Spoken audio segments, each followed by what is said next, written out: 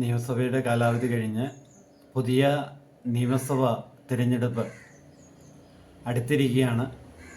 ഈ കാലയളവിൽ ഓരോ നിയമസഭാ സാമാജികരും സോഷ്യൽ ഓഡിറ്റിന് വിധേയമാകുക എന്നത് വളരെ പ്രധാനപ്പെട്ട കാര്യം തന്നെയാണ്. നമ്മൾ ഇന്ന് ആ വിഷയത്തെ സംബന്ധിച്ചാണ്, സോഷ്യൽ ഓഡിറ്റ് എന്ന ആശയത്തെ സംബന്ധിച്ചാണ് ഇന്ന് നമ്മൾ ചർച്ച ചെയ്യുന്നത്. വിഷയം നിയമ സാമാജികരും സോഷ്യൽ ഓഡിറ്റും എന്നതാണ്. നിയമസാമാജികരെ ഒരു സോഷ്യൽ ഓഡിറ്റിന് വിധേയമാക്കേണ്ട സമയമാണ് ഇപ്പോൾ. പ്രത്യുപകാരം എന്ന നിലയിലും ഭാവിയിൽ ആനുകൂല്യങ്ങൾ ലഭ്യമാകണമെന്ന നിലയിലും പല പ്രമുഖ വ്യക്തികളും ഈ നിയമസാമാജികരെ വലിയ പുകഴ്ത്തലുമായി വന്നേക്കാം. എന്നാൽ അവയെ തിരിച്ചറിയാനും കാലങ്ങളായി പൂർവികർ പടുത്തുയർത്തിക്കൊണ്ടിരിക്കുന്ന സാമൂഹ്യ സാംസ്കാരിക സാമ്പത്തിക വളർച്ചയ്ക്ക് ഊന്നൽ നൽകുന്നവരെ തിരിച്ചറിയാനും കഴിയുമ്പോൾ മാത്രമേ യഥാർത്ഥ ജനാധിപത്യ സമൂഹം വളർച്ച പ്രാപിക്കുന്നുള്ളൂ.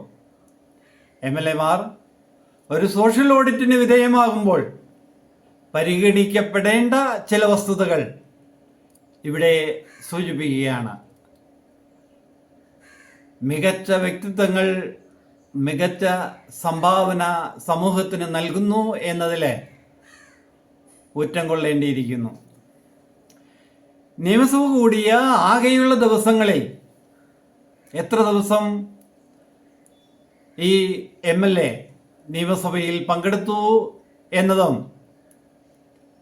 ഏതൊക്കെ വിഷയങ്ങളിൽ വിഷയാധിഷ്ഠിതമായി പഠിച്ചു വന്ന് നിയമസഭയിൽ സംസാരിച്ചു എന്നതും നിയമസഭയിലെ വസ്തുതകൾ, ജനങ്ങളുമായി ബന്ധപ്പെട്ട വിഷയങ്ങൾ എങ്ങനെ സമൂഹവുമായി പങ്കിട്ടു എന്നതും പരിശോധിക്കപ്പെടേണ്ടതുണ്ട്. എത്ര പണം MLA ഫണ്ട് എന്ന നിലയിൽ മണ്ഡലത്തിന് ലഭിച്ചു എന്നതും മണ്ഡലത്തിൽ അത് ഫലപ്രദമായി വിനിയോഗിച്ചു എന്നതും തത്തുല്യമായ തുകയ്ക്ക് തുല്യമായ പ്രവർത്തനങ്ങൾ മണ്ഡലത്തിൽ നടന്നുവോ എന്നതും ഒരു സോഷ്യൽ ഓഡിറ്റിന് വിധേയമാക്കപ്പെടേണ്ട സമയമാണിത്. ഒരു MLA എന്ന നിലയിൽ സംസ്ഥാനത്ത് രാജ്യത്ത് നിന്നും ലഭ്യമാവുന്ന ഒട്ടേറെ ഫണ്ടുകൾ ആ മണ്ഡലത്തിന്റെ വികസനത്തിനായി പ്രയോജനപ്പെടുത്താവുന്നതാണ്.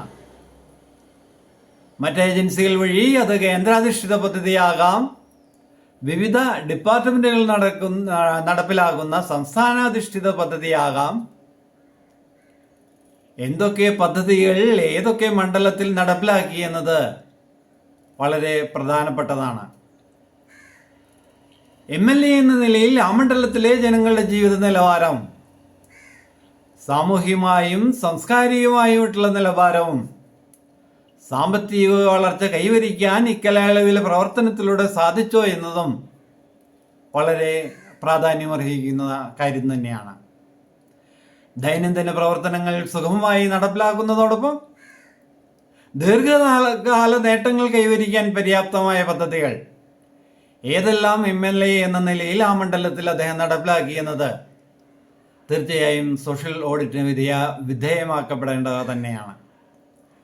തൻ്റെ പാർട്ടിയുടെയും ശെൽബന്ധിയുടെയും കാര്യങ്ങൾ വഴിവിട്ട് ചെയ്തു കൊടുത്ത് സമൂഹത്തിൽ ആളാവുകയും സമൂഹത്തിൻ്റെ നിയതമായ ചട്ടങ്ങളെയും നടപടികളെയും വെല്ലുവിളിക്കുകയും ചെയ്യുന്നയാളാണെങ്കിൽ തീർച്ചയായും സമൂഹത്തിൻ്റെ വരുന്ന ആളുകൾ ഇരുണ്ടതായിരിക്കും.